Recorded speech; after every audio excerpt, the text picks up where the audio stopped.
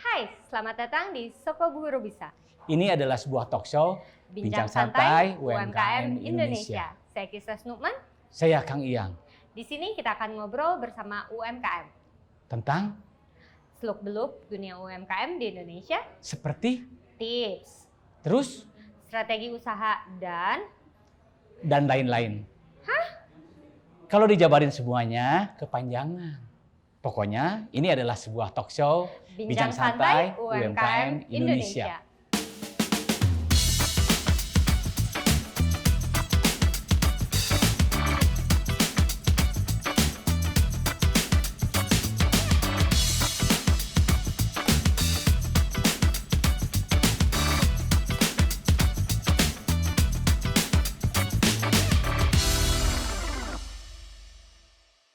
UMKM kan jadi salah satu pilar perekonomian Indonesia. Betul Kang, menurut data Kementerian, kontribusi UMKM terhadap perekonomian Indonesia meliputi kemampuan menyerap 97% dari tenaga kerja yang ada. 97%. Berarti yang 3% kemana? Yang 3% itu masuknya ke industri non-UMKM. Oh, kirain teh yang 3%. Yang 1% ngurus admin, kelakuan baik, surat kesehatan. Yang 1% kena traumatik di pandemi ini. Yang 1% lagi kaum rebahan. Jadi pokoknya mah kita akan bahas peran UMKM dalam penyerapan tenaga kerja. Termasuk bagaimana menumbuhkan sebuah brand serta dampak ekosistem di Indonesia. Kenapa di Indonesia bukan di Argentina? Jauh, Kang. Kan dekat ini. Oh iya. Bersama kita sudah hadir founder dari produk riding. Sarung tangan, jaket, tas, dan banyak lagi lah. Nah, produknya ini udah menghiasi pasar sepeda motor dan juga sepeda dari jaringannya dari seluruh Indonesia. Kang Arif Gampang Utomo, founder dari Respiro Indonesia. Akang teh orang mana Kang Arif? Orang aslinya Madiun. Aslinya Madiun. Yeah. Kang Arif sekolah di sana semua, berarti beres kuliah? Di Surabaya. SD sampai SMA di Madiun. Madiun terus kuliah di Surabaya. Surabaya di ITS. Yeah. Beres kuliah di ITS baru ke Bandung. Dan akhirnya menjadi founder. Kerja dulu. Oh, kerja dulu. Yang kedua adalah Kang Dudi Rustandi. Kan bapak-bapaknya.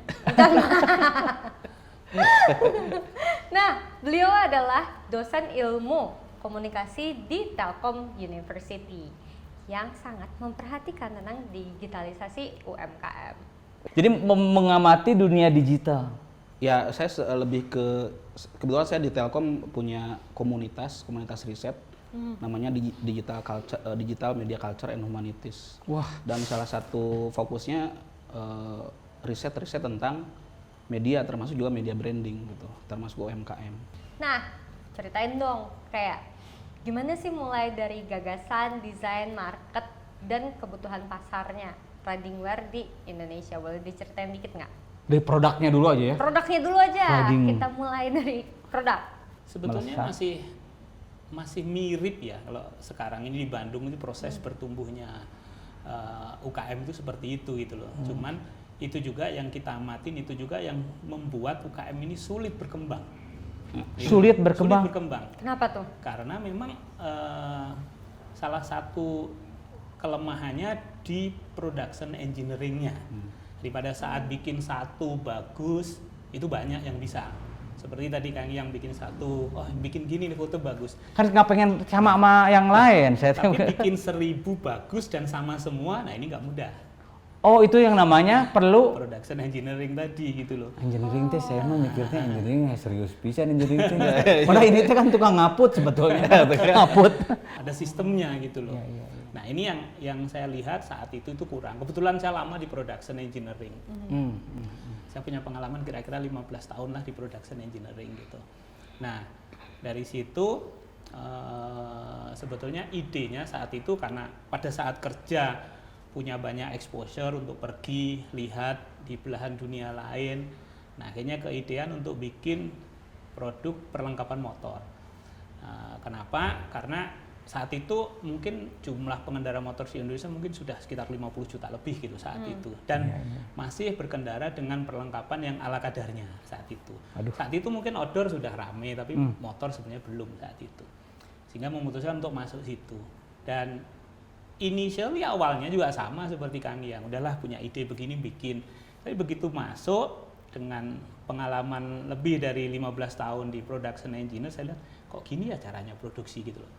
Karena kan saya di production engineer di corporate manufacturing gitu, jadi Corporate manufacturing. sudah sangat sistematis membuat apa-apa itu sudah sangat sistematis itu, dari mulai perencanaan awal, desain, costing, termasuk urutan prosesnya, flow prosesnya udah didesain dari awal, sehingga expected pasti udah bagus nih hasilnya gini. Nah, sementara begitu masuk di teman-teman UKM ini kan nggak seperti itu. Ya seperti tadi Kang yang bilang, bawa gambar, saya mau bikin kayak gini nih. Jadi, oke, bikin lagi 10, beda-beda nih 10 nih gitu loh. Nah, Kang, kata ini menarik nih. Kan gini ya. Kalau saya mah kan user. Iya. Saya itu ingin membuat jaket atau apa. Iya. Kan kita dari berdasarkan pengalaman. Kalau Kang Arif sama juga begitu basically. Iya. Ini sebenarnya sama mirip lah dengan yang nanti Kang Dudi dalamin ya di kreatif. Kita ini kan selalu benchmarkingnya produk dari luar. Produk jaket motor itu selalu benchmarkingnya brand-brand dari luar, yang tebel-tebel segala macam dengan segala macam perlengkapannya.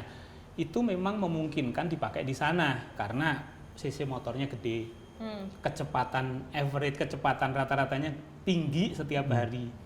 Nah di kita ini kan nggak berbeda, terus temperaturnya, climate-nya berbeda. Mereka subtropis, ya summer pun cuma 26 derajat gitu.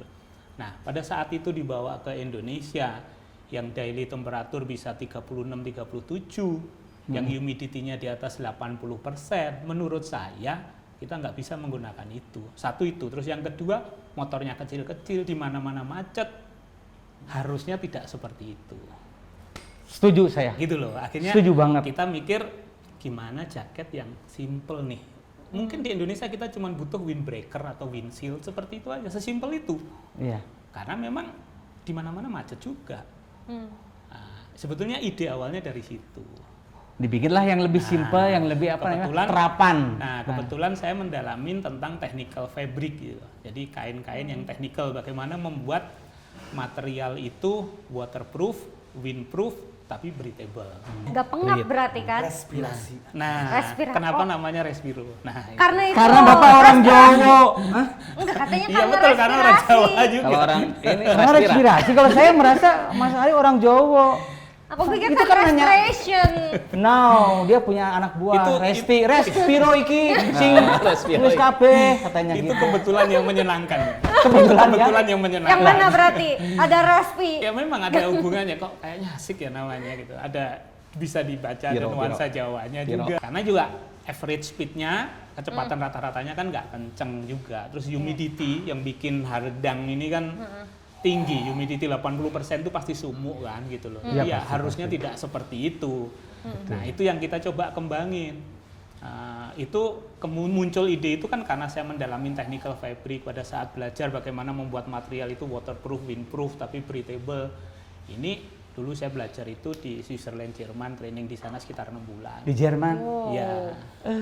Jadi jaket kita ini kita bedakan sesuai fungsi masing-masing. Kalau pada saat mau dipakai panas-panasan gitu, kita akan punya banyak ventilasi dan exhaust untuk ngeluarin udara panas. Betul. Kalau pakai dingin berarti ada insulation, ada material penahan dinginnya di dalam agak tebel gitu loh. Dakron. Nah, kalau hujan-hujanan berarti harus sim sealing semua nih. Jadi harus waterproof nih. Iya. Nah, terus masuk ada satu kategori lagi yang all season loh. Untuk orang yang malas nih mau ganti-ganti jaket, malas nih mau pagi siang malam, ya udahlah pakai itu aja. Nah, itu memang kita bikin kategori seperti itu karena dari hasil riset kita juga orang Indonesia itu pada malas ganti-ganti jaket. Ya sudah mau pagi siang malam ya itu aja lah gitu loh. Kalau di masa pandemi nih, kira-kira upaya pemasaran apa sih dan seberapa besar untuk UMKM menjadikan digitalisasi prosesnya? Ya, memang di era pandemi ini banyak orang ya, sebenarnya bukan hanya UMKM ya, termasuk saya juga sama gitu. yang terpaksa, dalam tanda kutip terpaksa. Mereka harus kenal, harus tahu, harus menguasai dunia digital dan beserta tool-toolsnya gitu. Sebelum masa pandemi, saya sebetulnya ya beberapa kali terjun ke masyarakat ya, termasuk juga UMKM, khususnya yang memang sangat mikro ya di bawah gitu. Untuk pemasaran digital ini memang agak masih eksklusif untuk orang-orang tertentu saja. Mereka tahu, hanya sekedar tahu ya, bahwa banyak orang yang sukses ketika memasarkan melalui internet gitu ya. Tetapi mereka kesulitan bagaimana mereka bisa berkembang, bagaimana mereka masuk ke dalam dunia digital. Nah, makanya 2021 ya, mulai pemerintah itu kan menggembar-gemborkan atau istilahnya apa ya, membuat program bagaimana literasi digital secara masif gitu ya. Bukan hanya untuk UMKM, tapi juga untuk semua kalangan, termasuk pelajar, guru, mahasiswa gitu ya. Termasuk juga untuk UMKM-nya, karena masih banyak UMKM yang memang belum begitu melek gitu ya, belum begitu melek terhadap tools misalnya digital marketing. Misalnya contoh ya, tadi saya ngobrol dengan Kang Arif tentang SEO. Jangankan tentang SEO ya, banyak sekali yang memang fungsi tagar pun nggak tahu gitu ya. Ya walaupun untuk pemain yang istilahnya udah agak sedikit menengah lah gitu ya, mikro apa ya, ada yang mikro mungkin, ada yang ya pokoknya yang udah mulai melek gitu ya, mereka memang mulai masuk ke dunia digital gitu. Tapi ya salah satu kendalanya adalah resource ya, sumber daya. Mereka udah tahu, udah kenal gitu ya, mereka juga tekniknya sedikit tahu, misalkan contoh penggunaan media sosial saja. Tapi mereka belum punya sumber dayanya gitu. Jadi ya akhirnya ketika mereka menggunakan media sosial misalkan untuk keperluan pemasaran, sosial media marketing, mereka hanya sekedar posting tapi tidak tertarget. Yang paling sederhana memang kalau untuk apa istilahnya komunitas-komunitas kecil memang itu sudah lumrah dilakukan gitu. Tapi ya. yang benar kan itu dulu sebetulnya, Ya, menguatkan betul. dulu pasar di Ya, lingkungannya betul. ya. Cuma bukan kampanye ya, istilahnya komunitas-komunitas itu tadi seperti yang Kang Yang sampaikan gitu ya. Langsung ke yang istilahnya yang menawarkan cuannya langsung gitu. Orang kan pragmatis ya. Sekarang berpikirnya pragmatis. Bagaimana mendapatkan cuan dalam waktu yang singkat.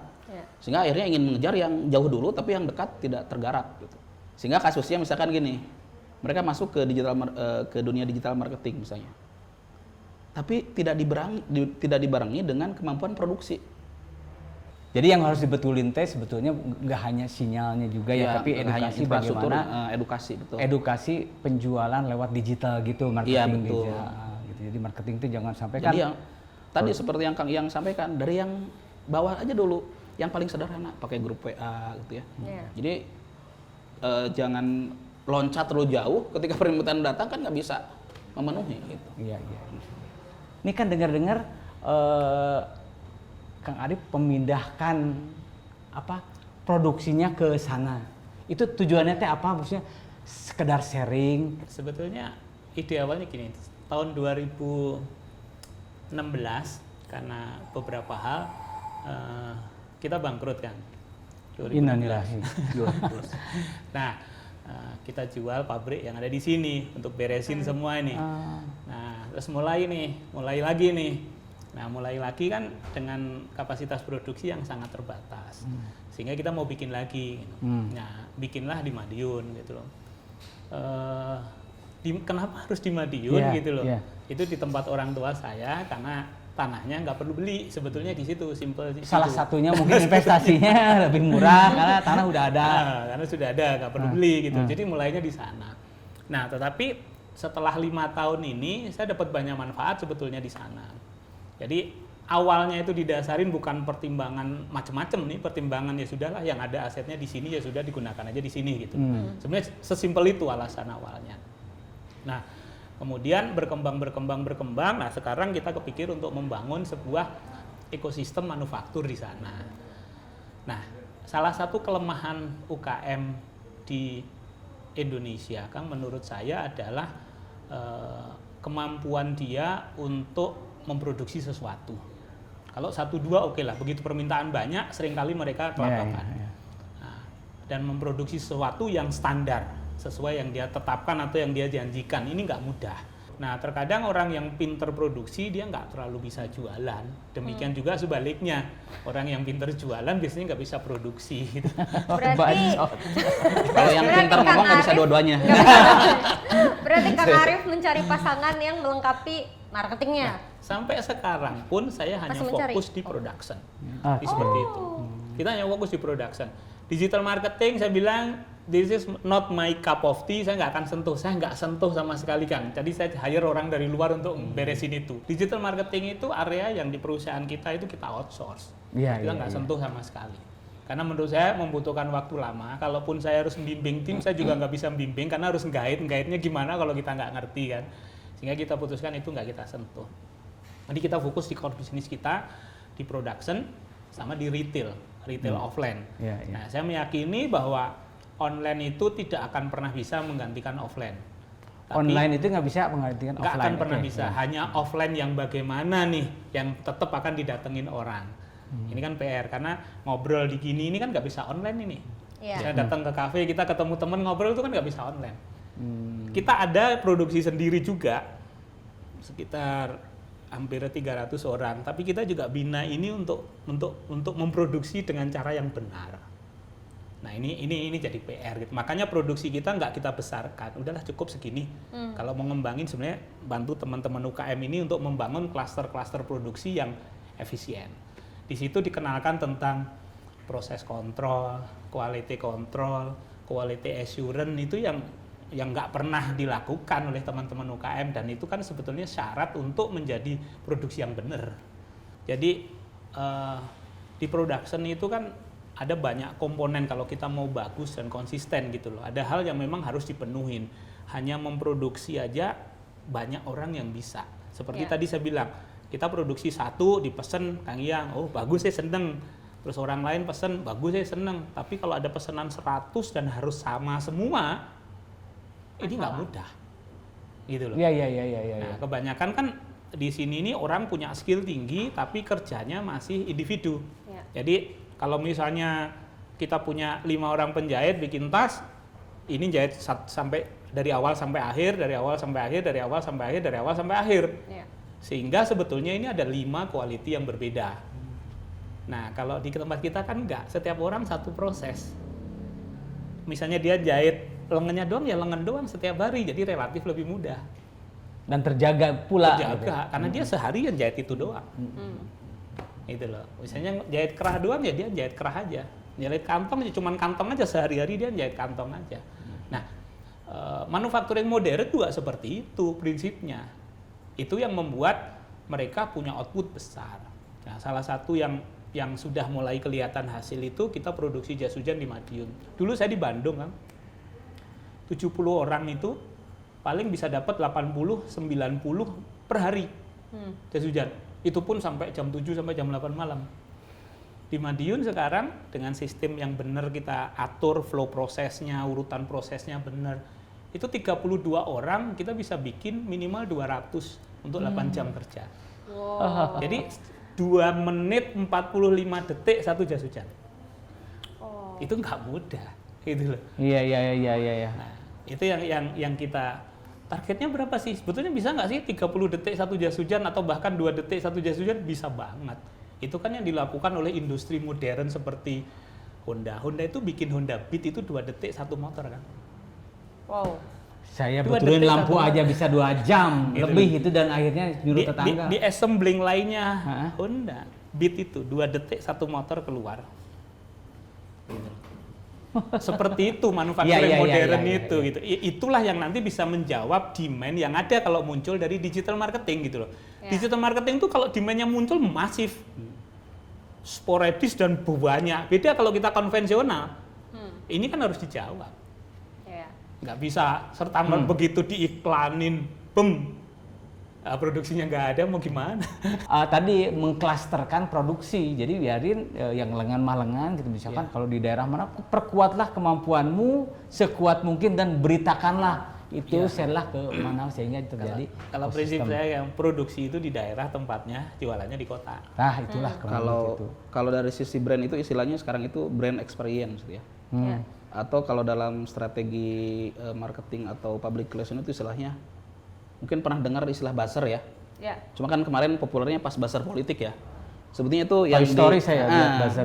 brand experience itu, atau tadi kata Kang Arif itu istilahnya buzzing gitu ya. Jadi bagaimana mendengungkan Buzzing. ketika orang yang punya passion di situ gitu Ya. ya, pengalamannya gitu. Bukan dari iklan, tapi dari orang, dari penggunanya, dari usernya. Testimoni. Ya, salah satunya modelnya kayak gitu. Oke. Kalau testimoni cenderung di ini ya, cenderung di setting gitu. Ya. Tapi ketika misalkan orang bicara sendiri, orang bicara pengalaman sendiri, itu yang justru jadi rekomendasi ke orang-orang. Oh, ini bagus loh. Tapi tidak diminta oleh perusahaan. Walaupun sebetulnya bisa disiasati gitu ya. Misalkan tadi Kang Arif masih pakai produk baru dari kita. Kang Arif nggak minta untuk nanti kasih testimoni ya, misalkan di Facebook atau di blog dibuat tulisan, nggak minta. Tapi mereka kan sadar sendiri bahwa mereka itu ketika punya pengalaman harus di-share ke orang biar bermanfaat. Tapi kan nggak mau, Kang. Saya juga suka dikasih produk gitu. Kang, ini coba di komen. Ya kan nggak bisa. Iya, tuh harus udah nggak tuh. Kan Gitu. jadi jangan ngomong yang gitu Enggak, kan kita juga jadi beban. justru ada komunitas-komunitasnya. Misalnya Ya. contoh gini, komunitas kuliner ya misalnya. Mereka kan istilahnya kalau dalam bahasa itu istilahnya FOMO ya, selalu ingin berbagi gitu. Mereka kalau misalkan tidak sharing satu hari, mereka merasa ada yang kurang. Jadi ketika misalkan diundang aja ke sini ke Whip Kopi, mereka pasti cerita. Atau misalkan kayak dan itu yang dilakukan oleh brand-brand besar ya, misalnya seperti perusahaan multinasional sudah pakai itu, yang nasional juga banyak tuh, termasuk yang baru-baru. Jadi mereka undang sekelompok orang, komunitas, misalkan blogger atau influencer ya. Mereka hanya mengundang, misalkan kasih test produk gitu ya, dan mereka cerita sendiri. Dan mereka senang melakukan itu. Saya mau nanya tentang, tadi kan membahasnya tentang ekosistem. Gimana sih sebenarnya awal mula bikin ekosistem yang berdampak ekonomi? Karena saya yakin banget, tadi saya kebayang bahwa kan mimpinya dalam 5-10 tahun bahwa Madiun akan menjadi salah satu sentra produksi yang memiliki keunggulan dari sistematisnya. Itu yang sebenarnya setelah yang Bandung nggak terlalu punya karena jatuhnya kita individu. Ya. Nah, Kang Arif berusaha untuk membuat itu menjadi sistematis yang bisa jauh lebih gampang dikontrol, quality controlnya. Nah, bocoran dong. Gimana sih sebenarnya mendesain sentra yang seperti itu tuh awal mulanya? Nah, sebetulnya begini. Sebetulnya kita menggunakan pendekatan yang dilakukan korporasi dalam membuat produk. Itu yang disederhanakan karena saya punya pengalaman 15 tahun di multinasional. Dan lebih banyak di produksi dibandingkan di departemen yang lain. Nah, pendekatan itu yang kita pakai, kita sederhanakan. Sebetulnya kalau di perusahaan multinasional pada saat kita ngomongin cerita untuk bikin produk nanti sebelum ini dijual, ini kan PR panjang ini. Bisa setahun 2 tahun di belakang ini kan PR-nya panjang nih. Nah, itu yang kita sederhanakan. Nah, sehingga akhirnya apa? Dulu juga sebetulnya salah satu hal yang kepikir di Madiun adalah untuk membawa anak-anak terbaik di Madiun tuh pulang. Jangan nyumpek-nyumpekin Bandung atau Jakarta gitu loh. Iya. Kan di sana tetap ada anak yang pinter tuh, anak SMA. Begitu kuliah di ITB, kuliah di UI gak pada mau balik kan? Iya. Pasti lebih enak di Bandung gitu. Saya juga gitu. Nah, terus itu PR awal. Nah, itu stage pertama kita melakukan itu. Tetapi ada yang salah saat itu yang kita lakukan, mentality mereka belum kuat. Pada saat melihat bener nggak sih yang kita lakukan kok kayak gini nih. Iya. Belief sistemnya belum bagus gitu loh. Sehingga itu merotoli dulu. Kita pulangin ada 3-4 orang dari UI, dari ITB itu merotolin itu. Akhirnya kita rubah strateginya. Nggak peduli dari manapun, pokoknya mau di Madiun. Nah sekarang kita pulangin ini anak Bandung, anak ITB ada 4 di sana. Nah tugas mereka itu menjadi salah satunya production engineer. Yang dia lakukan apa? Kita mau bikin produk ini nih. Dia akan riset proses terbaiknya seperti apa untuk bikin ini, urutan prosesnya. Diurai. Diurai. Oke. Itu kan di UKM nggak ada yang melakukan. Iya, kebayang. Itu dilakukan semua. Oh harus ini dulu, habis itu ini, habis itu ini, urutan mesinnya ini dulu sehingga ketemu proses yang efisien. Iya. Nah sudah gitu dicoba. bener nggak sih ada adjustment di sana sampai ketemu fit, dapet nih. Nah itulah yang akan dipakai. Nah seperti itu caranya. Itu dari sisi manufaktur. Dari sisi quality assurance kita memastikan bahwa produk itu nanti akan sama nih, piece pertama sampai ke piece 1000 sama. Kita melakukan apa yang disebut proses kontrol. Proses kontrol bedanya sama quality control itu gini. Kalau quality control di ujung dicek. Oke. Ada yang salah berarti repair. Kalau proses kontrol prosesnya yang dicek. Jadi step by stepnya Nah, setiap jadi pintu. kalau prosesnya dicek bener, insya Allah ujungnya bener. Jadi goalnya ketika quality control seminimum mungkin dibalikinnya. Jadi itu memang pasti bener. Kecil kemungkinan kalau prosesnya bener, ujungnya salah. Kecil Ya. kemungkinan. Itu prosentasenya 0, sekian persen. Jadi defect kita itu nggak boleh lebih dari 2%. Wow. Nah, Kang Arif. itulah yang kita coba kembangkan. Dari situ akhirnya udahlah kita pilih. Makanya saya ambil teman-teman dari ITB ini yang sekarang kita tempatin di Madiun, ada 3-4 orang, itu ngajarin teman-teman UKM di sana. Dia yang desain, kalau kita ngarapin teman UKM ini desain proses, urutan proses nggak akan Nggak jadi kan 2 tahun juga gitu loh. Ya. Tapi kalau dia disuruh kerja untuk jahit, mereka udah pinter banget, nggak usah diajarin. Bahkan kita pun belajar ke mereka. Jadi jangan fokus ke situ, jangan ajarin mereka berenang lah, mereka udah jago berenang. Tapi kasih yang lainnya, pendukung-pendukung supaya berenangnya lebih cepat gitu loh. Ya kita desainkan urutan prosesnya, ini loh urutan prosesmu, coba dicobain. Nah itu yang akhirnya mereka akan terbantu di situ. Itu yang mereka nggak mungkin bisa pelajari karena itu dibutuhkan latar belakang pendidikan tertentu tuh untuk belajar tentang flow proses gitu loh. Pada dasarnya kan teman-teman UKM ini kan, mohon maaf nih kadang-kadang kan cuman SMA, kadang SMP gitu loh. Nah kita menyandarkan kualitas produksi kita ke resource yang seperti itu. Sementara alumni-alumni perguruan tinggi terbaik yang banyak ada di Bandung nggak pada mau masuk ke situ. Itu ironis yang terjadi di Indonesia itu. Tetap meyakini bahwa bangsa yang besar itu bangsa produsen, bukan bangsa pedagang. Iya. Kita harus membuat sesuatu yang bisa dijual di Indonesia atau dijual ke negara lain. Ya. Itu yang membuat Indonesia maju. PR-nya kan gitu kan, bawa orang ke sini belanja. Yang kedua, produksi sebanyak-banyak di sini dilempar gitu loh. Tapi yang dilempar produk yang punya nilai tambah. Jangan dilempar biji coklat, biji kopi gitu kan sebetulnya percuma. Sayang sekali ya. Percuma gitu loh. Jadi yang punya nilai tambah sudahan gitu. Oh banyak banget tadi ya. Saya juga jadi belajar gitu ya. Bahkan Belajar wahenya. iya emang belajar. Wajib. Pembelajar Dosen itu belajar. Belajar itu wajib. Dosen harus belajar. tiap hari belajar. Enggak, selama ini saya juga kan sama ya, banyak saya itu tidak ada mental pedagang. Tidak ada mental pedagang, pemalu, dusun lah gitu ya. Cek orang Sunda mah gitu. Tapi ketika banyak bergaul dengan UMKM gitu ya, saya lihat proses produksi, jadi ketularan kan. Nah tadi saya ingin ambil dari yang paling terakhir ya. Yang namanya pengusaha itu kan bukan di jualan, Kang Arif ya, tapi di produksi. Mampu menciptakan sistem. Jadi bagaimanapun tadi yang pertama tentang produksi. Tetap yang namanya pengusaha atau UMKM lininya ada di Cuman dua, produksi sama marketing. Iya. Ada dua, produksi dan distribusi lah. Iya. Jadi kalau mau jadi pengusaha ya atau ya termasuk UMKM ya diproduksi dulu. Nah, tapi Kuatkan produksinya. Ya, Di situ nggak banyak saingan kan. Di digital marketing ini udah banyak. Ya, Biarin tadi. orang lain aja. Saya jebolan sekolah itu Pak. Jadi paham. Nah, tapi dari produksi ini tadi yang saya catat adalah dari sisi kualitas produk. Memang sih kalau dari sisi marketing ini sudah sangat lama ya pahamnya gitu. Sudah sangat lama memang di kualitas. Tapi makin kesini kan marketing juga tidak hanya berbicara kualitas. Tadi Kang Arif sudah banyak cerita sebenarnya. Salah satunya ada semangat berbaginya. Jadi ketika Kang Arif maju, pengen juga dong majuin tetangga-tetangganya, teman-temannya gitu ya. Dan ini yang banyak dilakukan oleh yang saya pahami ya, pengusaha-pengusaha yang sukses. Dia tidak pelit berbagi ilmu. Betul. Karena ketika berbagi ilmu, justru ilmu itu jadi nambah kuat bukan berkurang. Sama halnya juga kalau konsep sedekah ya, ketika kita bagi duit ke orang kan bukan berkurang kan, tapi diganti beberapa kali lipat. Konsepnya kan seperti Kita itu itu kan ya. belajarnya dari situ. Kita nambah ilmu itu belajar dari teman-teman UKM yang belajar ke kita. Oh, nambah lagi trik, Iya. ada Makanya, kesulitan apa nah, yang kita di Madiun itu kita buka kelas khusus untuk production, Kang.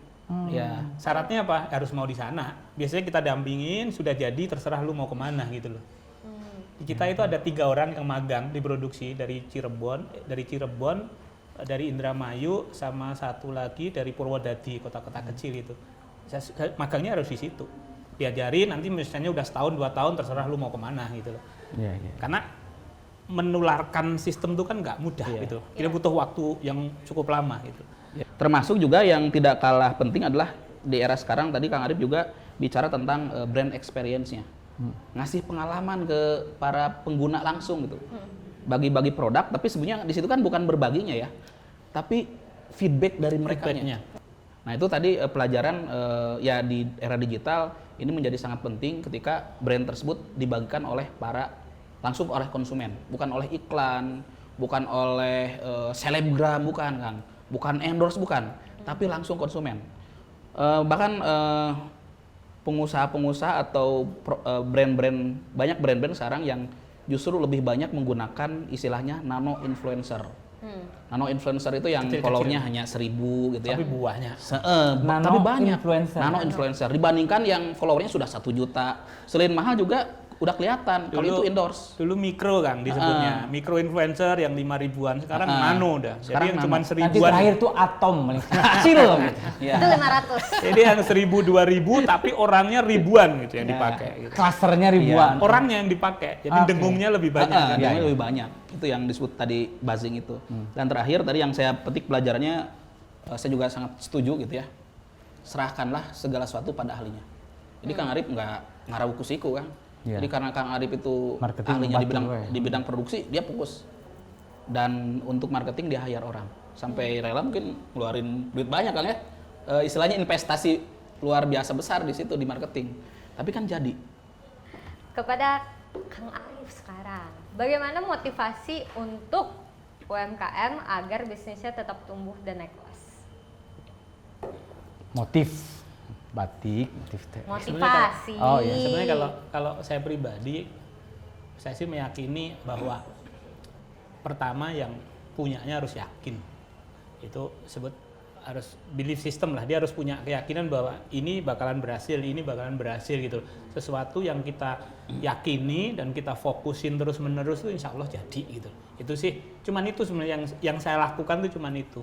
Misalnya saya punya mimpi dulu nih, nanti ada pabrik, nanti ada toko sekian, ke depan kita mau mimpi ini ke depan, ya cuman itu, fokus di situ dan yakini Ya. bahwa itu akan terjadi gitu loh. Yakin. Karena sering kali kita tergoda gitu loh. Misalnya mudah berpaling karena kok ini susah ya, jangan-jangan ini salah kayaknya. Akhirnya pindah.